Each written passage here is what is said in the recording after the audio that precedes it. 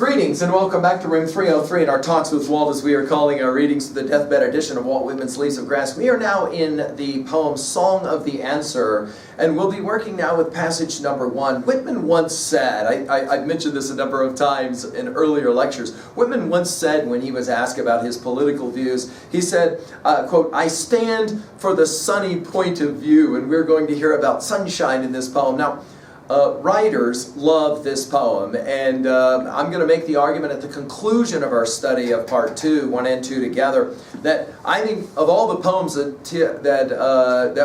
Whitman wrote, I think T.S. Eliot was very influenced by this poem. I'm going to try and make that argument, even though, of course, he always denied ever reading much of Whitman. Now, our assumptions are that you've been with us at learnstrong.net from the very beginning. Down the left-hand side, the Talks with Walt, and you have been working with us through the inscriptions all the way up through. I gave an introductory set of comments to this poem, The Answer, Song of the Answer, and so we'll now turn. Now, I think that there's a lot of, I said this in my earlier intro lecture, there's a lot of biblical allusions or references or echoes that will happen here.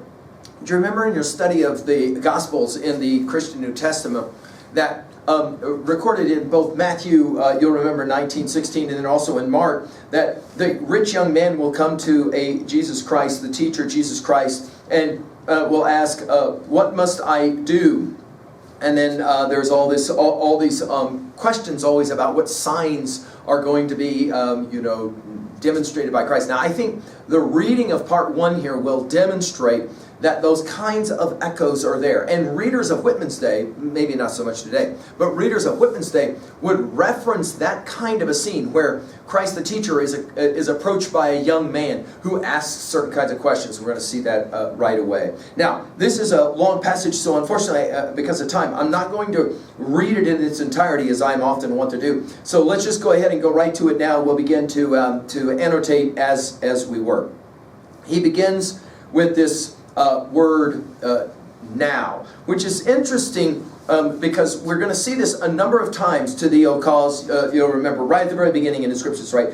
This now gives a sense of immediacy. Now, list to my morning's romanza. We're going to hear this Italian word for ballad poem a little bit later. We're going to hear it twice, and this will be the only 2 times in all Leaves of Grass it gets used. This list, you'll remember from Song of Myself, passage 35, as well as Song of the Open Road, passage 5. This list, as in listen. Now, list to my morning's romanza. I tell the signs, and we're going to hear this word one more time, signs of the answerer. Now, 5 times this word answer is going to get used in this poem, and it's always going to be capitalized. It's going to be symbolic, right? Representative of the ideal poet. That is to say, the poet that understands what really matters. I tell the signs of the answer to the cities and farms. Think about how, in that little phrase, cities, farms, Whitman encapsulates America. Because, of course, most Americans lived on the farm in 1855 and following. And then, of course, the cities begin to grow. The most important for Whitman, obviously, the city of New York, Brooklyn. To the cities and farms I sing as they spread in the sunshine before me. Of course, this word sunshine will make us think about Song of Myself, passage 40, and also Song of Joys that we will be getting to. So the idea of course, I sing the body electric. I mean, think about the number of times that Whitman is a singer, and we're going to hear about singers in this poem, but singers will actually be below true poets, answerers, and we'll have to talk about his dichotomy, right, and his notion of ascendancy. And then a young man comes to me bearing a message from his brother. How shall the young man know the whether and when of his brother? Tell him to send me the signs. Now, this is an interesting little passage. Of course, it makes us immediately think of Plato's Republic, and you'll remember in Republic 7, the cave allegory. We've given full lectures on this at learnstrong.net.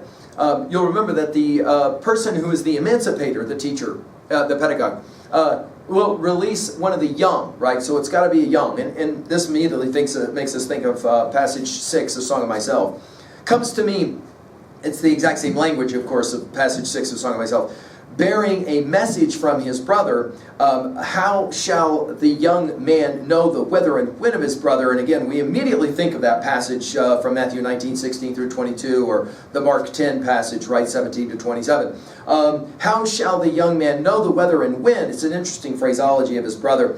Tell him to send me the signs. We're going to come back to signs here in the next passage. And I stand before the young man face to face. Think about how Brooklyn Ferry used that in passage 1. And take his right hand in my left hand. I told you about this hand-holding thing, guys. We already commented on it a number of times. And you'll remember, of course, that we reference always Milton's Paradise Lost, hand in hand as they leave. We've read the final lines of that great poem. We talked about that at LearnStrong.net in its entirety. In my left hand, in his left hand, in my right hand, of course, they're facing each other, in other words. And I answer for his brother and for men, and I answer for him that answers for all, and send these signs. Now, passage 46 of Song of Myself, I believe, stands remarkably well in the shadows, often not even in the shadows of this poem. You'll remember that set of lines from Song of Myself, passage 46. You're asking me questions, I hear you, I answer, I cannot answer, you must find out for yourself.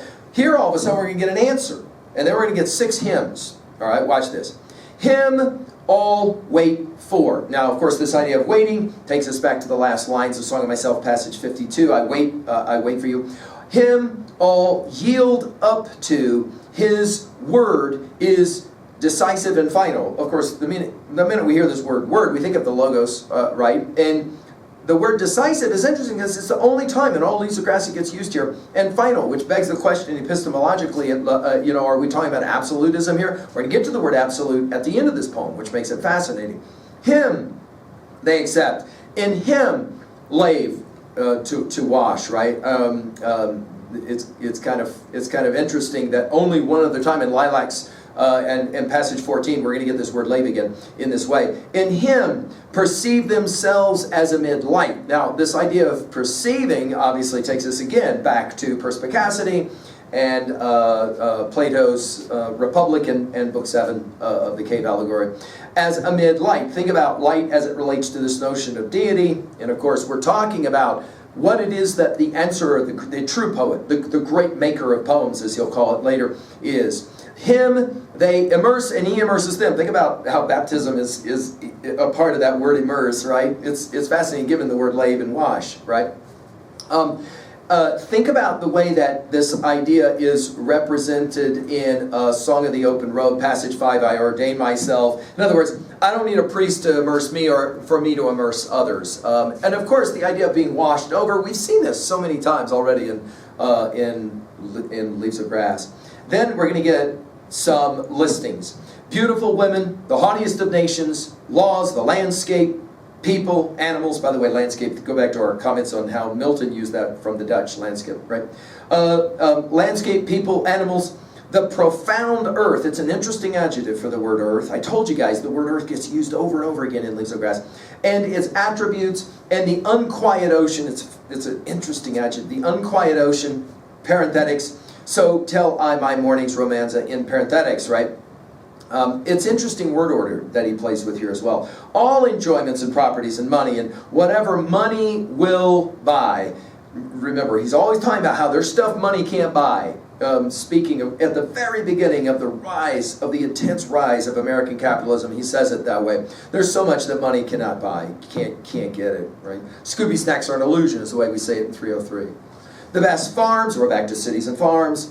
Others trolling and planting, and he unavoidably reaps. In other words, he is able, go back to passage 48 of Song of Myself, the same idea. You don't have to be so invested in economic acquisition. You can enjoy things without all of the money. Keep going. The noblest and costliest cities, we're back to cities and farms. Others grading and building, and he domiciles there. Nothing for anyone but what is for him. Near and far are for him. The ships in the offing, the perpetual shows, we're going to get to this at the end of this poem, by the way, and marches on land are for him, if they are for anybody. In other words, it's simple at 2a. You can already write it down. Poets, always, true poets, always are about democracy, about everybody. Everybody gets to be significant. He puts things in their attitudes. What an interesting way to put it. Everything is about attitude for Whitman, right? The way you read is about your attitude. He puts today out of himself with plasticity and love. It's interesting that this is the only time plasticity gets used in all of Lisa Grass. Love, of course, think about Song of Myself, passage 52, the grass I love, he will say, the way that love gets used all the way through. He places his own times, reminiscences, parents, brothers and sisters, associations, employments, politics, so that the rest never shame them afterwards, nor assume to command them. Think about this idea of the use of the word shame, and a woman waits for me without shame, right? In other words, the poet is always thinking about how to include everyone so that no one is shamed. And then he finally says it. He is the answer. Now we finally get to it. And notice, he sets it up to say, let me tell you what a true artist or what a true poet does. And then finally we're going to get this word answer, right? What can be answered, he answers. And what cannot be answered, he shows how it cannot be answered. And we immediately think of the Socratic approach called meutica. This, we talk about it in 303. In other words, this is in some ways, if we said that Plato is trying to create in Socrates the new Achilles, this is in many ways, for Whitman, the attempt to try and capture some of that same notion. A man is a summons and challenge. Now, of course, here he doesn't mean male man, he just means humans, right? Summons and challenge. And then in parentheses or in parenthetics, it's vain to skulk. You'll remember this from Spontaneous Me. Animals never once skulk. It is vain to skulk, then the dash, making us think of Emily Dickinson. Do you hear that mocking and laughter? This is an interesting rhetorical question, and obviously the question is to who or for who, right? Do you hear the ironical echoes? Starting from Pominock passage 11, we'll play the game of echoes, as obviously when we hit those lines we said, my words echo thus in your mind, T.S. Eliot's Burnt Norton. We'll get to that whole idea of the influence of this poem on T.S. Eliot here in a while.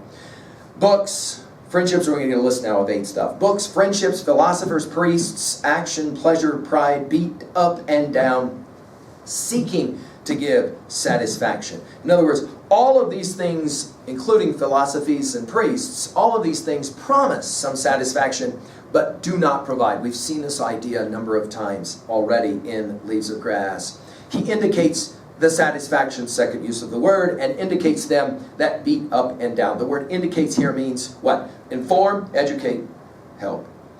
Whichever the sex, whatever the season or place. By the way, this use of the word sex is, believe it or not, kind of radically, rarely used in Leaves of Grass. He may go freshly. Think about the use of freshly in Song of Myself, passage 24, freshly exuding. And gently and safely by day or night. He has the passkey, interesting, only use of this phrase in all of Leaves of Grass. He has the passkey of hearts, to him the response of the prying of hands on the knobs. Interesting, knobs only used one time in all Leaves of Grass, and it's right here as well. This notion of prying, we're going to see only one other time after the sea ship. The idea being that the poet can unlock the heart, the longings of the heart, we might say. And for Whitman, this is what he really hoped would be the case, right? That all readers of his poems would be able to somehow understand in new ways. We'll obviously get to that one as well in a second here. His welcome is universal, Catholic, right? The flow of beauty, go back to our comments about eidolons early on in our talk together. The flow of beauty is not more welcome or universal than he is. The person he favors by day or sleeps with at night is blessed. And, again, think about how in Matthew 5 we've got that Beatitudes of blessings, and here those echoes are being played. Every existence has its idiom. Everything has an idiom and tongue. I here would challenge you to go back and take a look at 1 Corinthians 14, the idea of tongues and translation, and just see the game that Whitman is playing here. I won't get into it, but it's fascinating. He resolves all tongues into his own, and bestows it upon men, and any man translates, and any man translates himself also. One part does not counteract. This is the only use of that word in all Leaves of Grass. Another part, he is the joiner, also the only use in Leaves of Grass of this word. He sees how they join. In other words, it's simple. The greatest poets, the greatest artists are the ones that find some capacity to bring everything together. And that just is an amazing, amazing thing. That a great writer, a great artist, a great poet is able to do that kind of thing, right? Bringing people together, bringing everyone together. He says indifferently, you'll remember the use of this starting from Paumanok passage 13. He says indifferently and alike, "How are you, friend?" to the president at his levee. Think about Lincoln, of course, standing on an embankment to give a speech. And he says, "Good day, my brother," to Cudge, that hoes in the sugar field. This word Cudge will make us think about cuff in Song of Myself passage 6. Obviously, this is a potentially very racist kind of reference, and yet, what is the point that Whitman is making? That a white writer would say, "I will treat a non-white reader the same way for its day." It's a very radical idea. Obviously, today we go, well, yeah, obviously, but not when this text is published. It's quite a radical thing. And both presidents as well as slaves understand him, key word obviously in Leaves of Grass, and know that his speech is right. So notice, the poet has the ability to bring together everyone. And we'll continue this idea. There is a leveling of this whole notion that there are people more important than other people. Keep reading, you'll see what I mean. He walks with perfect ease in the capital. Obviously, we think about Song of Myself, passage 46 again with his walking. He walks among the Congress, and one representative, notice it's capitalized, says to another, "Here is our equal appearing anew." In other words, there's this amazing perfection. Go back to Song of Myself, passage 1, "In perfect health, he will say of himself." There's this perfect ease, and the word ease is a great word in Leaves of Grass, as we know. Here is our equal appearing anew, right? That is to say, he's just like one of us. Then the mechanics take him for a mechanic. Now, go back to what St. Paul says in 1 Corinthians 9:19, "I became all things to all people." This is going to be the echoes here. Then the mechanics take him for a mechanic, and the soldiers suppose him to be a soldier, and the soldiers that he has followed the sea. We're going to meet more of this about soldiers in our drum tap study. And the authors take him for an author, and the artist for an artist, and the laborers perceive he can labor with them and love them, no matter what the work is, that he is the one to follow it or has followed it, no matter what the nation, that he might find his brothers and sisters there, no matter what the nation. And now we're going to get to this Solomon as well as passage to India stuff in the next lines. The English believe he comes of their English stock. A Jew to the Jew he seems, and you'll remember the word Jew gets used in Solomon, passage 11, as does the next word Russ. A Russ to the Russ, usual and near, removed from none. So notice, the greatest American poet is a great universalist as well, including everybody, right? Whoever he looks at in the Traveler's Coffee House, only used, by the way, in all Leaves of Grass, Coffee House, claims him. The Italian, we think of Romanza, or Frenchman is sure, the German is sure, the Spaniard is sure, and the island Cuban is sure. In other words, notice, he's including everybody. Very, very, very subtly, by the way, notice, the Cuban here is going to be a person who is most likely non-white. So you've got that amazing thing that Whitman does, very subtly. The engineer, the deckhand on the Great Lakes or on the Mississippi, now we're going to get a list of the amazing rivers, or the St. Lawrence, or Sacramento, or a Hudson, or a Paumanok Sound, claims him. Now Whitman really, really wanted all Americans to carry copies of Leaves of Grass with them wherever they went. And it actually happened occasionally that you could find people who were socioeconomically much, much oppressed who would still be reading Whitman, as would be, of course, intellectuals and the like. The gentleman of perfect blood, we obviously are back to the word perfect, acknowledges his perfect blood. The insulter, the prostitute, the angry person, the beggar, see themselves in the ways of him. He strangely, and then we're going to get to this word, transmutes, only use in all Leaves of Grass, them. They are not vile anymore. Think of Song of Myself, passage 3, with this use of the word vile. They hardly know themselves, they are so grown. Song of Myself, passage 22, roots of all that has grown. This idea, to finish now at 2a, well, the greatest poets, the greatest artists are the ones that are always looking to grow. At 2b, notice this use of the foreign words like romanza in this poem. At 3a, I've mentioned lots of biblical allusions and references. We'll talk T.S. Eliot in our second conversation of passage 2. Finally, to finish, for you, how do you own this? Who is the great poet or the artist who transmutes your world? And then secondly, why is it, do you think, hard to walk with perfect ease, as Whitman will say the greatest poets and artists among us are able to do? Come back for passage 2. Thank you.